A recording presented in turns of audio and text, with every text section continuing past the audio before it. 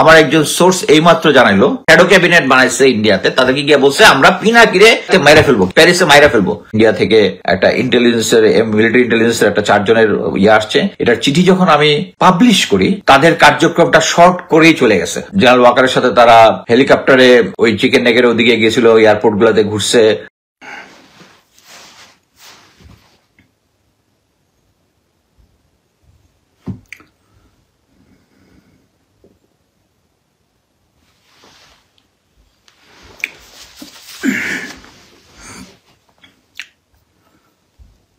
আসসালামু আলাইকুম। আমি বলেছিলাম বাংলাদেশ সময় 10টার সময় আসবো। অ্যাকচুয়ালি আমি খুব স্যাড, মন খারাপ, কারণ বাংলাদেশের এমন একটা সিচুয়েশন এখন, যেটা হচ্ছে আমাদের অ্যাকচুয়ালি গত 16 বছরে আওয়ামী লীগ গভর্নমেন্ট আমাদেরকে রন্ধে রন্ধে ভারতীয় লোকজনকে ঢুকিয়ে এমন একটা সিচুয়েশন তৈরি করে দিয়ে গেছে। এই যে মনে করেন, আমি এক সিনিয়র অফিসারের একটা স্ট্যাটাস আপলোড করেছি, ওখানে দেখবেন আমি নিজে জানি আমার কিছু বন্ধু বান্ধব আছে, মনে করেন বাংলাদেশের যে কোনো সামরিক তো আছেই, যে কোনো সেক্টরে তারা ভারতে প্রশিক্ষণের ব্যবস্থা করে, ওখানে নিয়ে যায়, নিয়ে বিভিন্ন ধরনের ট্র্যাপ করে একটা অংশ তাদেরকে তাদের পক্ষে কাজ করায়। এবং এটা যখন সরকার এটা আগে যেটা করতো লুকায় চোখায় করতো, এখন তো এটা ওপেন হয়ে গেছে গত 16 বছরে।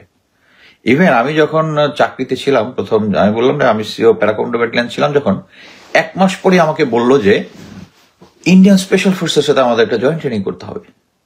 ইট ইজ অ্যাবসার্ড যে কোনো দেশের সিচুয়েশনে। আমি কি বলবো, যাক, এত ইতিহাস বলে লাভ নেই। সিচুয়েশনটা যেরকম, এটা প্রেজেন্ট সিচুয়েশন নিয়ে কথা বলি। ফার্স্ট হচ্ছে, আমি অনেক হাহা রিয়েকশন দেখতেছি, মানে যেহেতু আমি আগের থেকে ঘটনাটা বলছি যে আমি আসবো, সো বটরা রেডি হয়ে আছে আর কি। এনিওয়ে, যুদ্ধ চলবেই। প্রথমে হচ্ছে বিমানবন্দরে যে অ্যাক্সিডেন্ট হয়েছে, আর এটা কি নাশকতা, অবহেলা, নাকি দুর্ঘটনা? অ্যাকচুয়ালি এটা নাশকতা বোঝার জন্য আপনাকে আইনস্টাইন হইতে হবে না। আপনি সিরিজ অফ দেখেছেন ঢাকার বিভিন্ন জায়গায়, চট্টগ্রামে যত ধরনের ইকোনমিক ইনস্টলেশন আছে যেটা দিয়ে আমাদের ইকোনমিকে এফেক্ট করা যাবে, এগুলোর উপর আক্রমণ চলতেছে। আর প্রফেসর ইউনিজেন ইকোনমিস্ট, সো এই অ্যাটাকটা হচ্ছে তার দিকে অ্যাটাক। এবং দেখেন, একটা চিরাগায় একটা লাইটার জাহাজ ডুবেছে, ওইটাও কিন্তু একদম মানে তীরের কাছে এসে ডুবছে, যাতে অন্যান্য জাহাজ এটি দিক দিয়ে আসতে না পারে, রাস্তা কিন্তু ব্লক করা। আমি অ্যাকচুয়াল গ্রাউন্ড জানি না, আমি একটা ইন জেনারেল যেটা বললাম সবকিছুর মধ্যে এফেক্ট করতেছে। এই যে বিমানবন্দর, এটা হচ্ছে কেপিআই মানে হচ্ছে কি পয়েন্ট ইনস্টলেশন, যেটা হচ্ছে যুদ্ধের সময় যে সমস্ত জায়গাগুলোকে মানে সাধারণ জনগণকে ঢুকতে দিবে না, এটা হচ্ছে তাদের নিজস্ব সিকিউরিটি থাকবে, নিজস্ব লোক ছাড়া, আইডি পাঞ্চ করা ছাড়া কেউ ঢুকতে পারবে না এই সমস্ত জায়গায়। সো এরকম একটা জায়গায় যেখানে একটা আগুন লাগলো, আপনারা দেখেছেন বিভিন্ন দায়িত্বরত মানুষের ওখানে যারা দায়িত্বে আছে, যে 1.5 ঘন্টা একটা জায়গার মধ্যে, ওপেন জায়গার মধ্যে 1.5 ঘন্টা স্টেবল ছিল আগুনটা। ওই সময় তা নিবানো হয়নি, তাদেরকে ব্লক করা হয়নি। বাইরে থেকে যখন ফায়ার ফাইটার আসছে, কেপিআই এর দোহাই দিয়ে যে উপরের পারমিশন লাগবে দেয় নাই, কেপিআই দোহাই দিয়ে ঢুকতে দেয় নাই, আগুনটাকে বাড়তে দিছে। সো এখানে এটা কি নাশকতা না, এটার কোনো ডাউট নাই, এটা যে কেউ জিনিসটা বুঝবে। সবচেয়ে ডেঞ্জারাস যে জিনিসটা, সেটা হচ্ছে এই নাশকতাটার সাথে বাংলাদেশের গোয়েন্দা সংস্থা ডিজিএফআই জড়িত। হ্যাঁ, আমাকে বলতে পারেন ভুয়া, আপনি কোত্থেকে পাইলাম। এর কথা হচ্ছে, ডিজিএফআই অপারেটিভ বিমানবন্দরে কাজ করতেছে, ইনফরমেশনটা তার কাছ থেকে আসছে।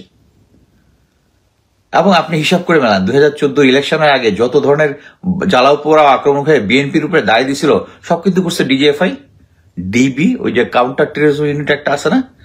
সো এটার সাথে আরো একটা ইনফরমেশন আমাকে দেই, যখন এই গুদামে আগুন লেগে কালো ধোঁয়া উপরে উঠতেছিল, তখন ডিজিএফআই মেজর জেনারেল জাহাঙ্গীর কোথায় ছিল জানেন?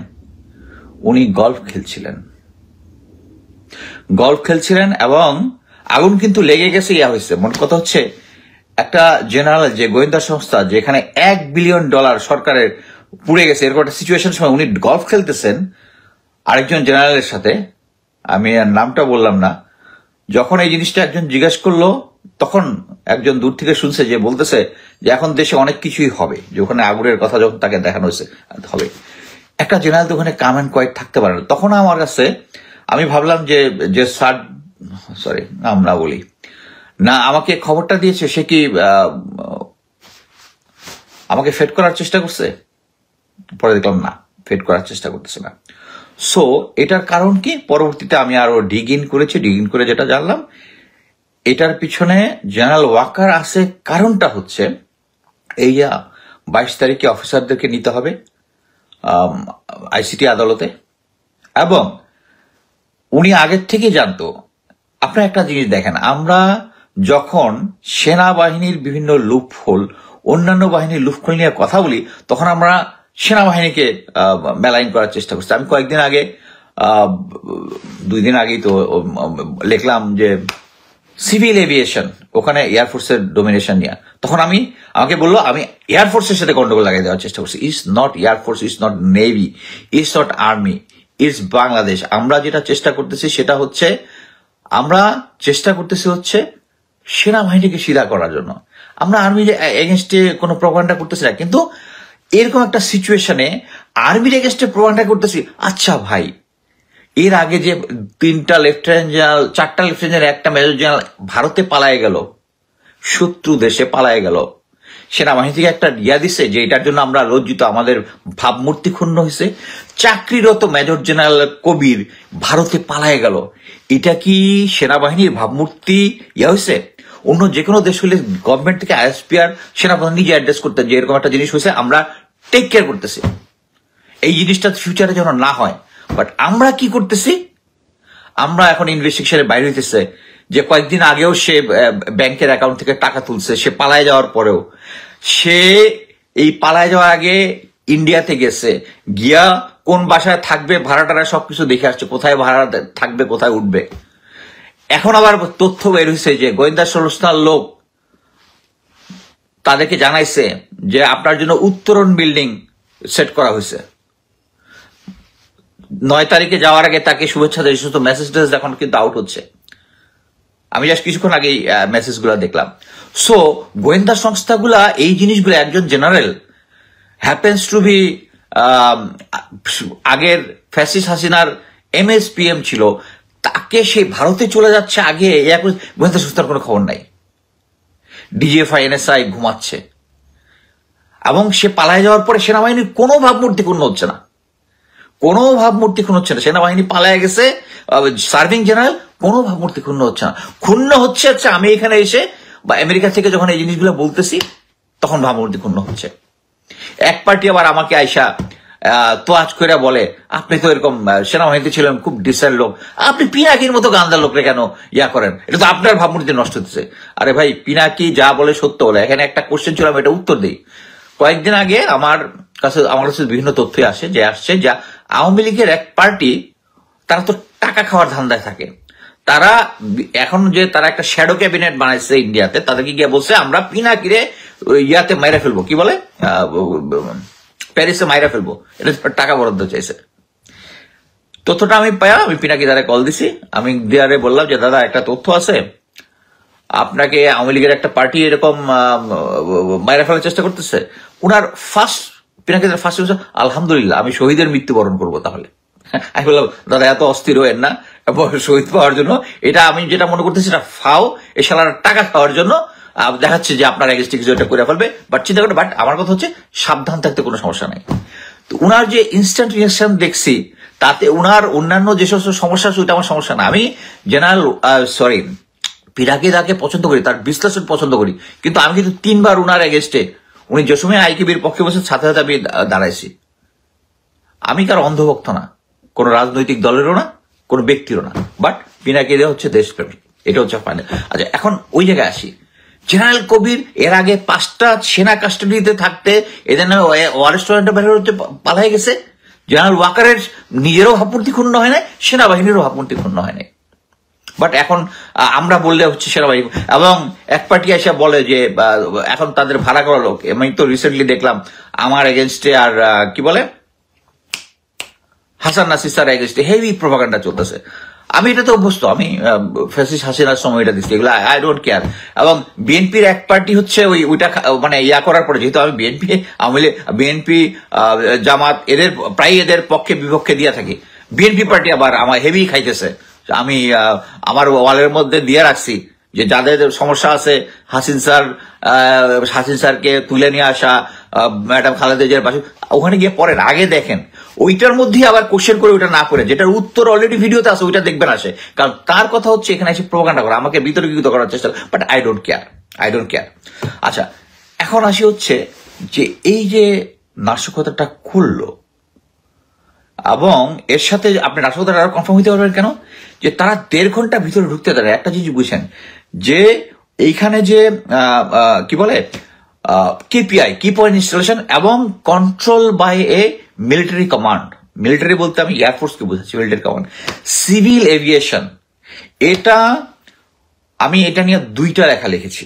ফার্স্ট হচ্ছে এটা 1/11 এর আগে ছিল হচ্ছে 2 থেকে 3 জন অফিসার ছিল হচ্ছে সার্ভিং অফিসার, এই ইয়াতে ছিল কি বলে এই সিভিল এভিয়েশনে ছিল। এখন 40 জনের মতো আছে, আমি যেটুকু জানতে পেরেছি 40 জনের মতো আছে। এখন এই জিনিসটা দেখেন, এটার সুবিধা অসুবিধা। আপনারা শুনছেন না যে একটা বেক্সিমকো এভিয়েশন ছিল, এখন নাকি এটা ডিজার্ভ করে ফেলছে। এই বেক্সিমকো এভিয়েশন একজন এয়ারফোর্সের পাইলট, তাদের হেলিকপ্টার গত বছর 3 এবং 4 আগস্ট স্ট্যান্ড বাই রেখেছে পাইলট সহ। এবং এটার যে একটা সিস্টেম আছে যে তুমি যদি ফ্লাই করতে চাও তাহলে এটার লগ ইন করতে হয়, টাওয়ারে জানাইতে হয়, কাগজি কারবাই আছে কিছু, কোনো কাগজি কারবাই করে নাই এখানে আছে, বাট এটা যাতে কোথাও নোট না হয়, ঠিক আছে? কারণ আচ্ছা, এইটা যখন শেষ হয়ে গেল, 5 আগস্ট হয়ে গেল, বেক্সিমকো এভিয়েশন জানাইতেছে যে বেক্সিমকো এভিয়েশন সাথে বেক্সিমকোর কোনো সমস্যা নাই, কি নাই, কি বলে সম্পর্ক নাই, তাই নাকি? সম্পর্ক নাই। তো এটা দিয়ে সালমান এফ রহমান, সোহেল রহমান এরা তো চলছে, তাই না? এদের লোকজন চলছে। তো এইটা নিয়ে যখন কাগজপত্র চেক করা শুরু হইলো, দেখা গেছে এই কোম্পানিটা একটা ভুয়া কোম্পানি। কারণ এদের কাগজপত্র আরেকজনের নামে, শেয়ার টেয়ার দেখায় আরেকজন, যে বেক্সিমকোর সাথে কোনো সম্পর্ক নাই, ভুয়া কাগজ দেখায় অ্যাপ্রুভ করেছে এটা, এই এভিয়েশনটার। কারা অ্যাপ্রুভ করেছে? Civil aviation. Is control by hmm? Air force officer serving কমান্ডে। এখন তারা বিভিন্ন জিনিস বলে যে ফাইন্যান্স অমুক তমুক। আরে ভাই, দুর্নীতির মূর্তি সব জায়গায় হয়। এখানে হচ্ছে শেখ হাসিনা এটাকে তৈরি করছে, শেখ হাসিনা বলবো না, ইন্ডিয়া তৈরি করছে যাতে প্রয়োজনের সময় এই ইয়াটাকে এমন ভাবে কন্ট্রোল করা যায় যে কেউ, এই যে তারপরে যে ইয়ারটা বললাম, তারপরে 5 আগস্ট কি হলো? শেখ হাসিনা চলে গেল, ট্রান্সপন্ডার অন করে দিয়া ওই সময় সমস্ত সিভিল প্লেন টেন কাউকে নামতে দিল না, ইয়া করতে দিল না, শেখ হাসিনা চলে। কারা করেছে? Civil aviation. আমেরিকা বাংলাদেশ বিমানকে আমেরিকা কেন অ্যালাউ করে না? বিকজ তারা জানে সিভিল এভিয়েশন, তারা সরকারের কথাই যাই বলে তাই তারা পালন করে। তারা এই কারণে আপনারা দেখেন যে কি এর আগে অনেক শুনেছেন যে সামওয়ানস ওয়াইফ, যে পাইলটের লাইসেন্সটা হচ্ছে তার ভুয়া, তাকে চাকরিতে জয়েন করছে। এবং এটা নিয়ে রিপোর্ট হওয়ার পরে অনেকদিন ছিল। এখানে 2 বার আপনারা দেখছেন যে পাইলট পাসপোর্ট ছাড়া বিদেশে চলে গেছে, বিকজ তারা জানে it is their arena, they can do whatever feel like. এবং এটাতে যে বাংলাদেশের ব্র্যান্ডিংটা নষ্ট হয়েছে, ব্র্যান্ডিংটা, যে তারা চাইছে একটা মিলিটারি টাইপ কমান্ড এখানে থাকলে দে ক্যান কন্ট্রোল। এই যে গোডাউনটা, এটা কারা কন্ট্রোল করতো? Civil aviation. এখানে মনে করেন যে একটা সিস্টেম আছে, আমি ফায়ার ফাইটার স্পেশালিস্ট, বাট আমাদের মিলিটারিতে একটা ইয়ে আছে, আমরা প্রতি ইউনিটে মাসে একবার ফায়ার ফাইটিং ড্রিল হবেই। মানে বিভিন্ন যে অর্গানাইজেশন অনুযায়ী আমাদের ওই জিনিসগুলো নিয়ে আমরা একটা কালচার করি। এখানে অন্যান্য জায়গায় তো তারা করে না, বাট এখানে একটা ওপেন জায়গার মধ্যে ইয়া হইল 1.5 ঘন্টা। আমার একজন সোর্স এইমাত্র জানাইলো, মেসেজটা আসছে এখানে, যে ডিজিএফআই যে করছে, he is reconfirming it to me, this time it's an officer.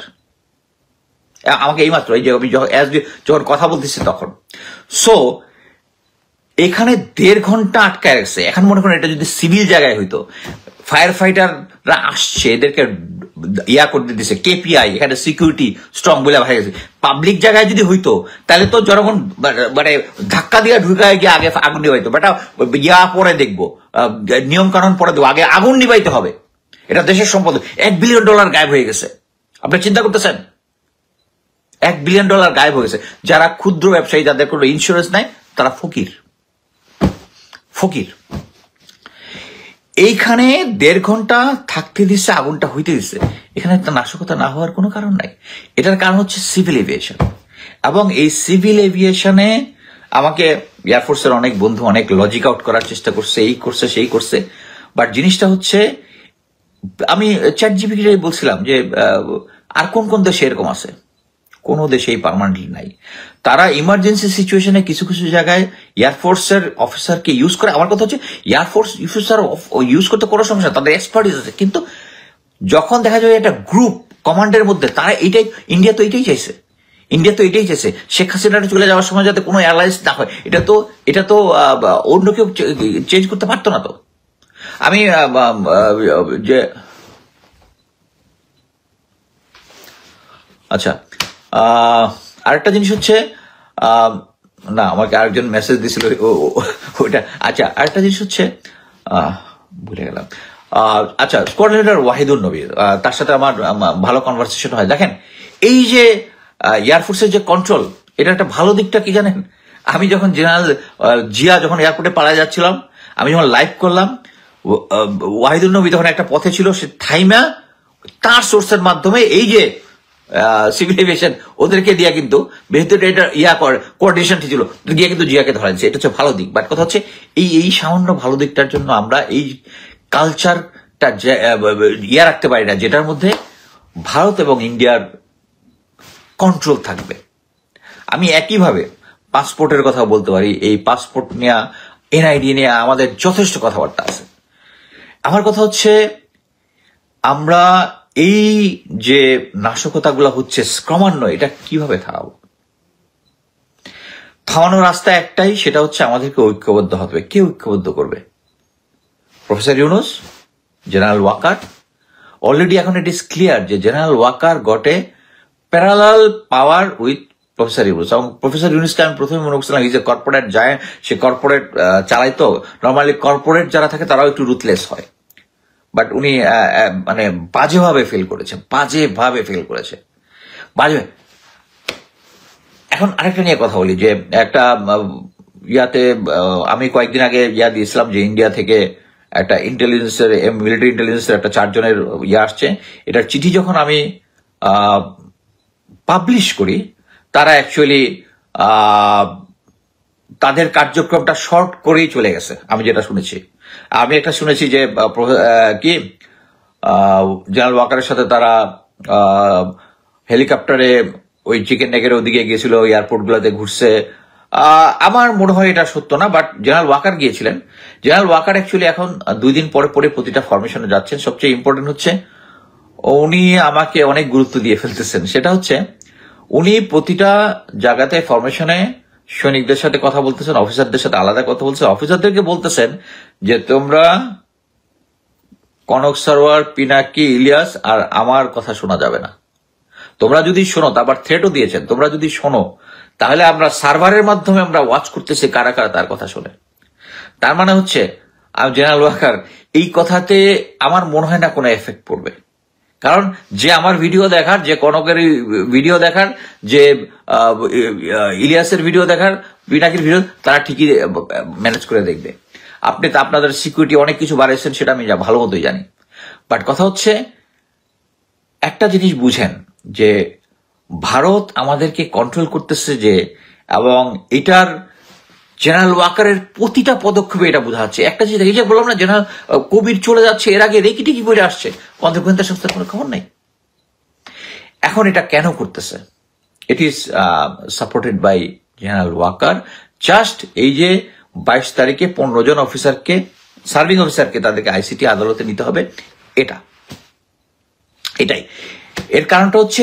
আমি আগেই বলেছিলাম যে উনি জানতো যে আমি অ্যাকচুয়ালি জেনারেল কবির যে জেনারেল ওয়াকারের এগেইনস্টে স্টেটমেন্ট দিয়েছে এটা আমি আগেই জানতাম, এটা নিয়ে কিছু বলার কিছু নাই, কারণ বললে সে পালায় যাবে। আমি তো চাই না সে পালায় যাক, আমি চাইছি সে থাক, সে শেখ হাসিনার পাশে ছিল, সে যে সাক্ষীটা দিবে সবচেয়ে অথেন্টিক সাক্ষী সে দিবে। আর আমি বলছি general Kabir is not that smart guy যে একা একা ইন্ডিয়াতে পালায় যাবে। তাকে জেনারেল ওয়াকার পাস করে দিছে, এটা তো ক্লিয়ার। সে তার যে টাকার হিসাব দিকে দিচ্ছে, সে এর আগের থেকেই ধীরে ধীরে তার ইয়াতে 1,77,00,000 টাকা ছিল তার অ্যাকাউন্টে, ধীরে ধীরে টাকাগুলো সে তুলতেছে এবং তুলে সে নিয়ে গেছে।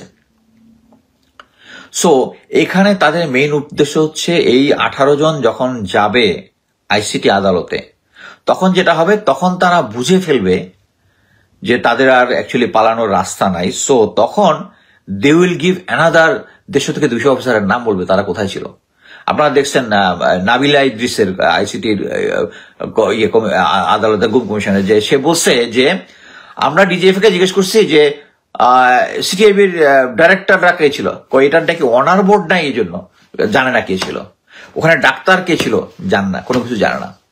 চিত্রা লিখিত হবে এটার অ্যান্সার দিচ্ছে, মানে দে আর দ্যাট কনফিডেন্ট যে এই আইসিটি আদালতকে কোনো ইনফরমেশন না দিলেও চলবে, তারা এখন পর্যন্ত কিছুই দেয় নাই। এই যে আইসিটি আদালত এই যে এদের সাথে যে কথাবার্তা বলছে, এখন তো কবিরই কিছু বলছে, এবং আপনারা জেনারেল আকবরও দেখছেন যে কিছু কিছু তথ্য সে দিছে, জাস্ট যেটুকু দিলে সে নিজে সেভ করা যায়। পরে যখন বুঝলো সে নিজে সেভ হবে না, সে ইন্ডিয়াতে পালাই গেছে। এবং জেনারেল ওয়াকার কবিরকে একই বিল্ডিং এ রেখেছে কলকাতাতে, যাতে কোনো সমস্যা না হয়। আচ্ছা, এখন হচ্ছে এটা করার কারণ হচ্ছে দেশে একটা অরাজকতা তৈরি করা, এবং সেনাবাহিনীর ভিতরে যে সেনাবাহিনীর অফিসারগুলো যখন আরো 150-200 জনের লোক না বলবে, এইটা নিয়ে কিন্তু মানে আমি যেটা জানি যে chief prosecutor Tajul, he is a very confident guy, very strong guy, এবং যারা করতেছে তারা খুব স্ট্রংলি কাজ করতেছে। অনেক বাধা বিপত্তির ইয়াতে কথা হচ্ছে, আমি তার সাথে কয়েকবার কথা বলেছি। হি is a very strong man, very strong man. But কথা হচ্ছে তাকে কি প্রফেসর ইউনুস সাপোর্ট দিচ্ছে? আই ডোন্ট নো, আমার মনে হচ্ছে যে দিচ্ছে না। সবাই একটা জিনিস বুঝেন যে একটা সেনাবাহিনীর আগে 5 এখন 6 সার্ভিং জেনারেল 6 ইন্ডিয়াতে পালাই গেল। সেনাবাহিনীর ভাবমূর্তি ঠিক আছে, জেনারেল ওয়াকার হচ্ছে হিরো। আর ইউ ডাম যে সমস্ত রিটায়ার্ড অফিসাররা এখনো জেনারেল ওয়াকারের স্তুতি বাক্য বলে করেন, you R A Dam sheet যে একটা সেনাবাহিনীর 5 জন জেনারেল পালায় গেল সার্ভিং থাকা অবস্থায় আর্মি কাস্টাডি থেকে, তবুও ভাবমূর্তি উজ্জ্বল। জেনারেল ওয়াকার একদম কি আগস্টের বীর। আমি অবাক হয়ে গেলাম, সাম ক্রেডিবল অফিসার এই সমস্ত জিনিস শেয়ার করতেছে। আর যারা আমাকে আমার বিভিন্ন স্টেটাস করে, তারা ওই যে শেখ হাসিনার আমলে আমাকে ইনবক্সে ফোন কইরা, মুস্তাফিজ গুড, ভেরি গুড, তুমি সত্যটা তুলে দিতেছ, তাদের একই জিনিস, একইভাবে তারা শেখ হাসিনাকে যেভাবে ভয় পাইতো, এখন জেনারেল ওয়াকারকে ভয় পাচ্ছে। আপনারা সেনাবাহিনীতে কেন ঢুকছিলেন? গিয়া এত শিক্ষিত লোক, কলেজের প্রফেসর হইতেন, গিয়া অন্য জায়গায় ঢুকছেন, সেনাবাহিনীতে কেন ঢুকছেন? আমাকে ফোন কইরা যদি আপনাকে অ্যাপ্রিসিয়েট করতে হয়, আপনি ওই জায়গায় গিয়ে 2টা কথা লিখতে পারেন না। এনিওয়ে, আমার যে বক্তব্য ছিল এটাই। এখন এটা থেকে উত্তরণের পথ অ্যাকচুয়ালি যারা এটা নিয়ে গবেষণা করে, সামাজিক যেভাবে গবেষণা করে, তাদেরকে এই জিনিসটা আনতে হবে। বাংলাদেশের গোয়েন্দা সংস্থা থেকে শুরু করে এই যে গত 16 বছরে প্রতিটা সেক্টরের লোকজন ইন্ডিয়াতে পাঠায়া, ইভেন আমি আজকে গতকালকে একটা নতুন জিনিস জানলাম, পলক প্রজেক্ট নিয়ে আসতো, ওই যে বিভিন্ন ধরনের, ওই যে একবার দেখছিলেন না কনক সারোয়ারের, মানে তাকে চাঁদাবাজির মামলা ফাঁসানোর একটা অডিও বানাইছিল। এই ধরনের জিনিস বানানোর বিভিন্ন জিনিস নিয়ে আসে। কি করে জানেন? তারা এইটা প্রসেস করতো MISTর ল্যাবে, MISTর যে ল্যাব আছে ওখানে করতো, কইরা বিল বানাইতে হচ্ছে বনানীর একটা আওয়ামী লীগের পান্ডাদের অফিস আছে না, গিয়ে ওখানে টাকাটা ভাগাভাগি করে নিয়ে দিত। আহারে এখন বুঝতেছি কি, আপনি অ্যাকচুয়ালি জেনারেল ওয়াকারকে যদি না সরানো হয়, এই সামনের নির্বাচন যদি হয়, ভারত যেটা চাবে সেই অনুযায়ী হবে। আর ভারত আমাদের ভালো কিছু চাবে না, এটা ভালো মতো জানেন। আমার কথা হচ্ছে জেনারেল ওয়াকার, ওনাকে বলবো আপনি জাস্ট রিজাইন করে চলে যান, আদারওয়াইজ শেষ পর্যন্ত আপনাকে আদালতে যাইতে হবে। আপনি তো আমেরিকা আসার প্ল্যান করতেছেন জানি, কিন্তু আমেরিকার হোমল্যান্ড সিকিউরিটির সাথে আমার কথা হয়েছে যে যারা ওই দেশ থেকে মানবতা বিরোধী অপরাধ করে আসবে এখানে, তাদেরকে আবার পাছায় লাথি দিয়ে বের করে দেওয়া হবে। আপনারও আসেন, পাছায় লাথি দিয়ে বের করে দাও। যদি যখন এটা এটা কোর্ট অর্ডার লাগবে, আদালতে হয়তো টাইম লাগবে, কিন্তু আইসা কোথাও শান্তিতে থাকতে পারবেন না। কুইট করেন। শেষ পর্যন্ত আপনারা জিততে পারবেন না। যারা এই ফাইটটা করতেছে তাদের ফাইটটা ডিফিকাল্ট করতে পারবেন, আমার নামে প্রোপাগান্ডা করতে পারবেন, বাট আমার থেকে তো বড় বড় প্রোপাগান্ডা হয়েছে শেখ হাসিনার আমলে, ওইটাই কেয়ার করি নাই। এখন বিএনপির কিছু আছে, মনে করেন আমি যদি দু একটা সমালোচনা করি, তাদের কিন্তু বিএনপির যারা আরো অনেক সিনিয়র, ওদের সাথে আমার কথাবার্তা হয়, বাট বিএনপির যেগুলা চদু টাইপ আছে, যেগুলা দেখো চাঁদাবাজিটা, এগুলা সমানে গাল দিতে থাকে, এবং এরাই অ্যাকচুয়ালি বিএনপিকে ডুবাবে। আমার যেটা ধারণা, এরাই বিএনপিকে ডুবাবে। আচ্ছা, আমার অ্যাকচুয়ালি যা বলার ছিল শেষ। আমি কয়েকটা অনেকের কিছু প্রশ্ন ছিল, আমি প্রশ্নগুলো একটু দেখে আমি কয়েকটা নোট করছিলাম, আমি দেখি কোশ্চেনগুলা অ্যান্সার দিতে পারি কিনা। আচ্ছা, আপনি দীর্ঘদিন গোয়েন্দা সংস্থায় চাকরি করেছেন, আপনার কাছে কি পিনাকি রয়ের এজেন্ট মনে হয় না, এবং আমি অলরেডি বলতেছি ইজ এ প্যাট্রিয়ট। আমার একটা প্রশ্ন, জেনারেল ওয়াকারকে কেন বহিষ্কার অপারেশন করা হচ্ছে না, এটা প্রফেসর ইউনুস জবাব দিতে পারবেন। আমরা যেটা বুঝি ডক্টর ইউনুস কিছুই বুঝতে পারেন না, আমরা হতাশ। আচ্ছা, এখানে একটা জিনিস বলি, আমি অনেক আগে বলেছি যে প্রফেসর ডক্টর ওয়াকারুজ্জামানকে সরানোর জন্য কি করতে হবে। এখন যে সিচুয়েশন, পুরা বাংলাদেশ জানে জেনারেল ওয়াকার কি জিনিস। ওই সমস্ত ফেসবুকে পোস্টিং করে কিছু লোককে কথা বলে কোনো লাভ নাই, জানে। প্রফেসর ইউনুসকে করতে হবে তার ফায়ারের আদেশটা দিতে হবে, দিয়ে একটা ওনাকে পাঠাতে হবে প্রেসে, আর একটা পাঠাতে চুপ্পু বাপ করে ওখানে সাইন করবে। কারণ জনগণ তখন, আমি একটা জিনিস বলতে পারি যে প্রফেসর ইউনুস এইটা যখন সাইন করবে, ঘোষণা দিবে, জনগণ তার সাথে দাঁড়ায় যাবে, এবং সেনাবাহিনীও তার পাশে দাঁড়াবে।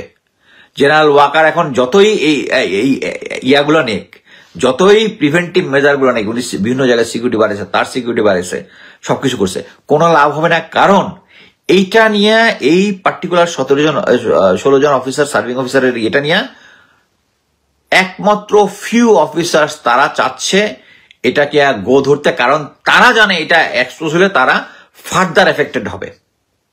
এখনো যারা এফেক্টেড হয় নাই, ফার্দার এফেক্টেড হবে। সো আর জুনিয়র অফিসার যারা আছে, তারা চায় যে আমরা কেন এই হেডেকটা নিতেছি। According to law they are no more in service. যে লটা নতুন ভাবে পাশ হয়েছে, এটা আপনারা সবাই জানেন, যে সে নির্বাচন করতে পারবে না, এবং সরকারি চাকরি থাকলে চাকরি থাকবে না। এই লটা আমি পরবর্তীতে আন্দোলন করবো এই লটা বাদ দেওয়ার জন্য, কিন্তু বর্তমানের জন্য এটা ঠিক আছে, বিকজ অফ জেনারেল ওয়াকারের নাফরমানি। এখন এই অফিসার গুলাকে সেভ করার জন্য পুরা আর্মিকে লোকজন ব্লেম দিতেছে। ফেসবুক খুলেন, যারা সেনাবাহিনীর অফিসার সৈনিক আছে, এই বদনামটা সবাই নিতেছে। আর জেনারেল ওয়াকার প্রোপাগান্ডা করতেছে আমরা বিদেশে থাইকা আর্মির ভাবমূর্তি ক্ষুণ্ণ করতেছি, আর জেনারেল সার্ভিং অফিসার তার আন্ডারে পালায় গেছে ইন্ডিয়াতে, শত্রু দেশে, এইটাতে কোনো ভাবমূর্তি ক্ষুণ্ণ হয় নাই, তারা একটা স্টেটমেন্টও ওখানে দেয় নাই। একটা জিনিস তো ভুলেই গেছিলাম, অ্যাডজুটেন্ট জেনারেল হাকিম খুব সুন্দরভাবে স্মার্টলি ব্রিফিং দিল যে তারা কিছুই জানতেন না, ফেসবুক থেকে, সোশ্যাল মিডিয়া থেকে জেনে উনি দিতেছেন। একটা নিউজ তো বাইরে হয়ে গেছে যে সেনাবাহিনী কবে, উনি 11 তারিখে দিচ্ছেন, 9 তারিখে উনি ওই চিঠি রিসিভ করেছেন। এটা তো আমি আগেই বলছি, বাট এখন প্রুফ সহ আসছে। আপনি চিন্তা করেন, একটা দেশের সেনাবাহিনীর একজন adjutant general is lying on national TV, national media, সেনাবাহিনীর ভাবমূর্তি ক্ষুণ্ণ করতেছে আমরা, এবং কিছু পাগল বিএনপি আর কিছু ডিজিএফ এর বোর্ড এটা প্রচার করতেছে। আমাদের মধ্যে দেশপ্রেম বলতে কিছু নাই। চিন্তা করে দেখেন যে ডিজিএফআই এর লোকজন নিজেই আগুনটা লাগাইছে। এটার জন্য আপনাকে আইনস্টাইন হইতে হবে না। 1.5 ঘন্টা ধরে আগুনটা বাড়তে দিছে, ফায়ার ফাইটারকে ঢুকতে দেয় নাই, আপনার তো আর কোনো প্রুফের দরকার নাই। বাট এটা কেন হয়েছে? এগেইন আমরা যতই শেখ হাসিনারে দোষী যে কোনো তদন্তের হয় না, বিচার হয় না, কেন সচিবালয়ে যে আগুনটা লাগলো একসাথে, 2 দিকে একসাথে, এটা কি আমরা জানি না কেন লাগছে? ওটার জন্য কোনো বিচার হয়েছে? তদন্ত আমরা দেখছি? দেখি নাই। কিন্তু এটা যদি হইতো, ওই সচিবালয়ে আগুনে এখন যে ক্রাইমটা করে সে ফার্স্ট হিসাব করবে যে এটার জন্য শাস্তি কি। আমি তো শাস্তি পাবো না, কারণ তদন্তই হবে না। আপনাদের মনে আছে আগে একটা হঠাৎ করে এসিড বাইরে গেল, এসিড মারামারি বাইরে গেল, তারপর মৃত্যুদণ্ড হলো, ওটা খতম। তো আপনি তো তদন্তই করতেছেন না। এখন এই যে এটার একটা তদন্ত যে হবে, কারে দোষ দিবেন? আপনি তো আগেরটারই বিচার করেন না। ওইটা যদি বিচার করতেন তাহলে না এটা হইতো। এখন গল্প মারেন যে আমরা সেনাবাহিনীর ভাবমূর্তি ক্ষুণ্ণ করতেছি। এই DGFI, NSI both are working for general Waker, both are, এবং কিছু কিছু আছে মানে এরা জানেও না যে কার আদেশে কি কি করতেছে। তাদের কি এক ফোঁটা, এই যে লোকটা আমাকে ফোন করছে, এয়ারপোর্টে ছিল, সে যে ফোন করছে, বিবেকের তাড়নায় করছে, বিবেকের তাড়নায় করছে। আচ্ছা, নেক্সট হচ্ছে, আচ্ছা 64 জেলায় ভারতীয় ভিসা অফিসার অনুমোদন দিয়েছে, সেই এজেন্টকে ঘেরাও করতে হবে। এই যে এটা তো আওয়ামী লীগ দিয়ে গেছে, এটা কি কেউ বন্ধ করতেছে? আমি তো দেখতেছি না কেউ বন্ধ করতেছে। আচ্ছা,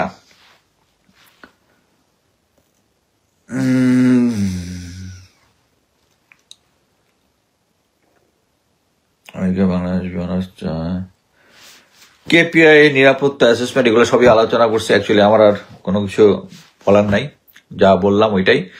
সিভিল এভিয়েশন থেকে শুরু করে সিভিল যত অর্গানাইজেশন আছে, এখানে মিলিটারি কমান্ড আনার ইয়াটাই হচ্ছে আমার এখানে মেইন বলবো, যে এই কমান্ডে আনার ফলেই শেখ হাসিনা পালাই দিতে পারছে, এবং অন্যান্য যে ক্রাইমগুলা, এবং তারা বাংলাদেশে এই যে আগুনটা লাগায় বাংলাদেশের ব্র্যান্ডিং, যে এখন দেখবেন এটা কিন্তু ড্রাস্টিক্যালি আমাদের এক্সপোর্ট ইম্পোর্টের মধ্যে, বিনিয়োগের মধ্যে, আমরা তো আমাদের নিজেদের কেপিআই করতে পারি না। তার কি জানে না যে 1.5 ঘন্টা আগুনটা লাগতে দিচ্ছে, এইখানে এভিল একটা দেশের একটা আছে, তারা কি হিসাব কিতাব করে না? করে তো। বাংলাদেশের ব্র্যান্ডিং আস্তে আস্তে চলে যাচ্ছে, এবং এইটাই ভারত কিন্তু তাদের যেটা, শেখ হাসিনা চলে গেছে কিন্তু তারা কিন্তু সফল, কারণ তারা আমাদের ভিতরে তাদের জারদ সন্তানগুলাকে রেখে গেছে। এটার নাম আওয়ামী লীগ আর যেই হোক, বা গুপ্ত আওয়ামী লীগ হোক, তারা এখনো আছে এবং দেশের এগেইনস্টে কাজ করতে, বাংলাদেশের বড় বড় গোয়েন্দা সংস্থাগুলো তাদের পক্ষে কাজ করতেছে। আপনার কি দরকার? প্রফেসর ইউনূস, আপনি দয়া করে জেনারেল ওয়াকারকে সরাইলে স্টার্ট হবে, আদারওয়াইজ এই জিনিসটা চলতেই থাকবে। আর কোনো পয়েন্ট আছে কিনা? সত্য কথা, আমরা 16 বছর আগে যদি আমরা ওরকম মুখ্য শিকার। এনিওয়ে, আমার বক্তব্য এখানে শেষ করছি। আল্লাহ হাফেজ।